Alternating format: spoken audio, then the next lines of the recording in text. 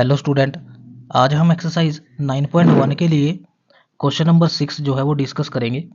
जिस क्वेश्चन में आपको गिवन है a 1.5 metre tall boy is standing at the some distance from a 30 metre tall building. क्या कहा है उसने कि एक 30 मीटर लेंथ की एक बिल्डिंग है, ठीक है।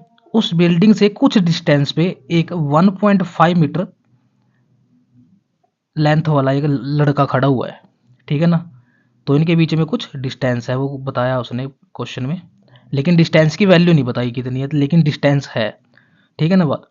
और आगे the angle of elevation from is high, उसकी आंखों से लेकर के टावर का या बिल्डिंग का टॉप जो है उसका एंगल ऑफ एलिवेशन बताया हुआ है उसने, और वो चेंज होता है। कैसे चेंज होता है? जैसे जैसे वो आगे चलता है। यानी कि जब वो यहाँ पे खड़ा था तो उसकी आंखों से ये एंगल था, ये वाला, यानी कि यहाँ पे भी ये सेम यहाँ पे भी होगा, इसलिए मैं इसको बना देता हूँ, ठीक है ना। तो ये एंगल बनता था, कितना था ये उस टाइम? 30 डिग्री। जैसे ही वो आगे चलने लगा तो उसकी आंखें यहाँ पे पहुँच गई। यहाँ पे पहुँचने के बाद उसका जो एंगल ऑफ एलिवेशन था वो कितना था? वो था फिर 60 डिग्री, ठीक है ना बात।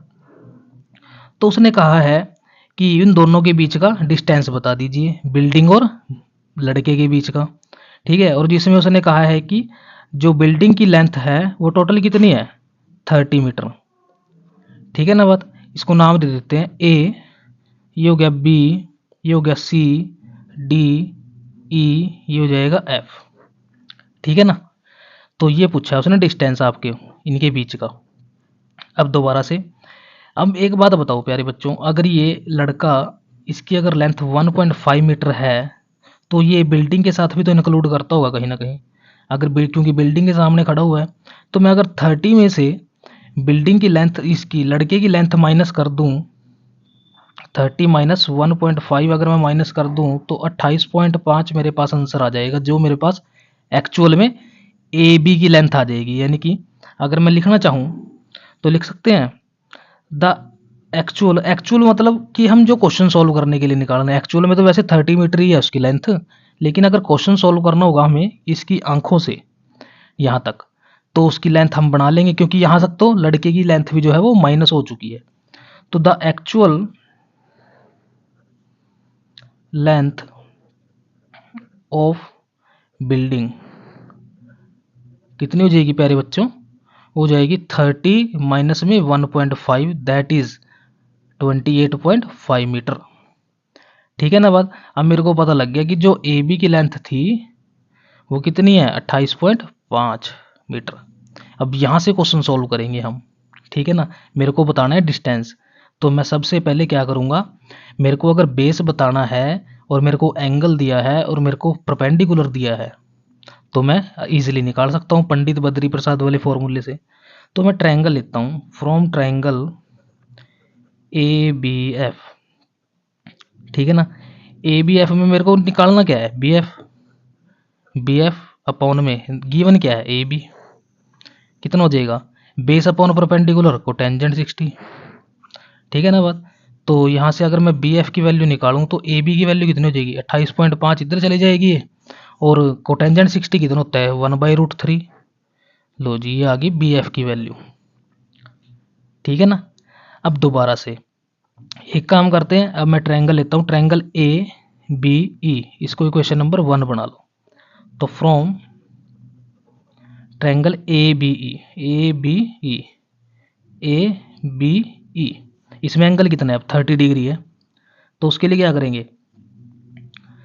बी ई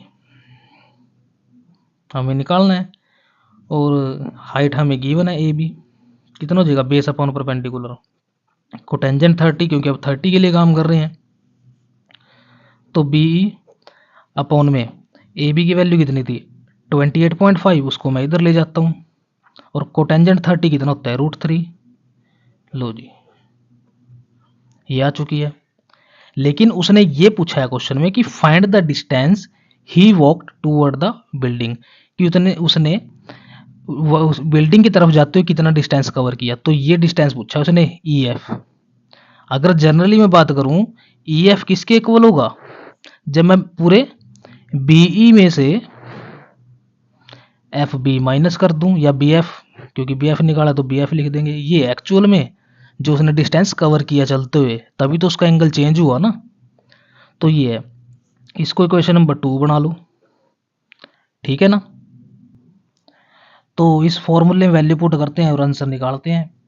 तो ई एफ क्या हो जाएगा, E F is equal to BE की वैल्यू कितनी, 28.5 √3 माइनस में 28.5 अपॉन में 3, ठीक है ना।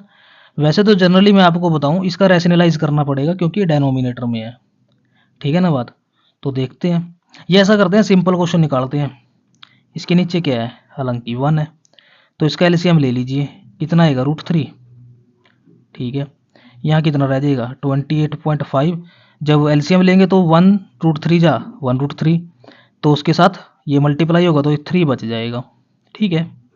माइनस में ये सेम रह जाएगा, यानी कि 28.5, ठीक है ना। यहाँ तक तो समझ में आती है।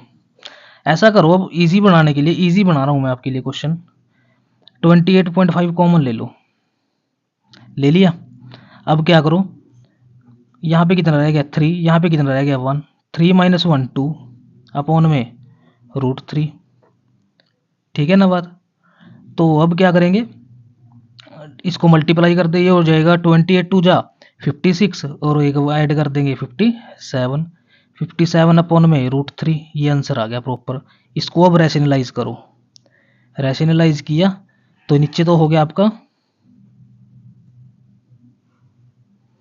नीचे हो चुका है आपका 3 और ऊपर हो चुका है आपका √3, ये से 19 टाइम कैंसिल, तो आ गया 19 √3 मीटर। इनके बीच का जो डिस्टेंस था, या इसने जो डिस्टेंस चल के दिखाया वो कितना था 19 √3।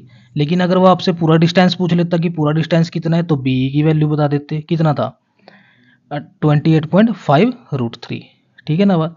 तो ये था आपके पास क्वेश्चन। उम्मीद करते हैं आपको बड़े अच्छे से समझ आया होगा।